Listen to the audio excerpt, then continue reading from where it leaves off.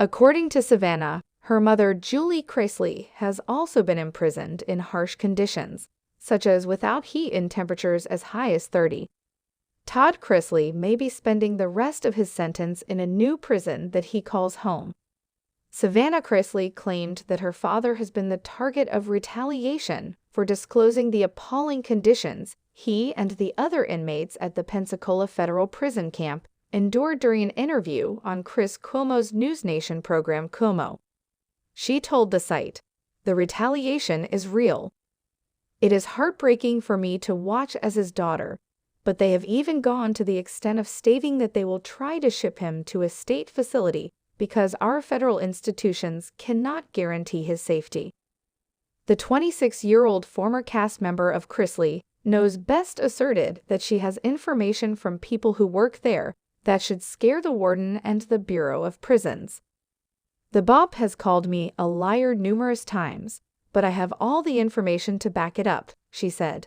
"They must have a valid purpose for writing these letters. I mean, I even have recordings of them discussing shipping my father.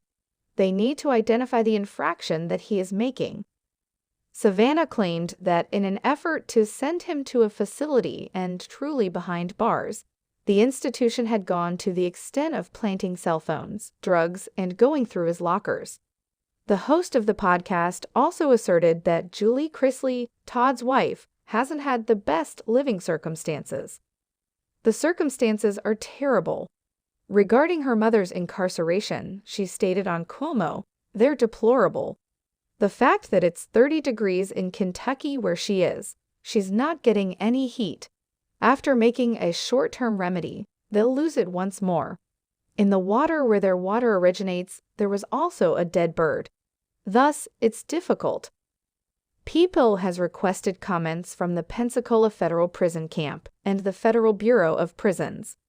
Todd spoke with News Nation last month about his appalling living circumstances during his first ever prison interview.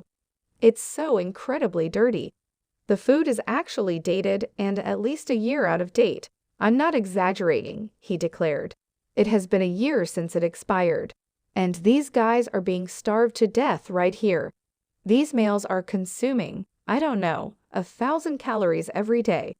Todd asserted that both living and dead animals have lowered the quality of everything, despite the fact that he was able to get around the food system by visiting the jail commissary.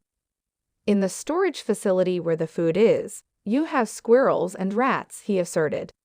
"They simply covered it with plastic before tearing out the ceiling due to the abundance of black mold. They discovered a dead cat inside the ceiling that had fallen on top of the food."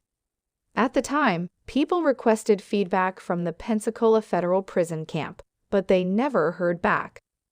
A Federal Bureau of Prisons representative did, however, declare in an ET statement that the agency's goal is to operate facilities that are safe, secure, and humane, and that humane treatment of the men and women in our custody is a top priority. A jury found Todd and Julie guilty of a multimillion-dollar bank fraud and tax evasion scheme, leading to a reduced sentence of 10 years in federal prison.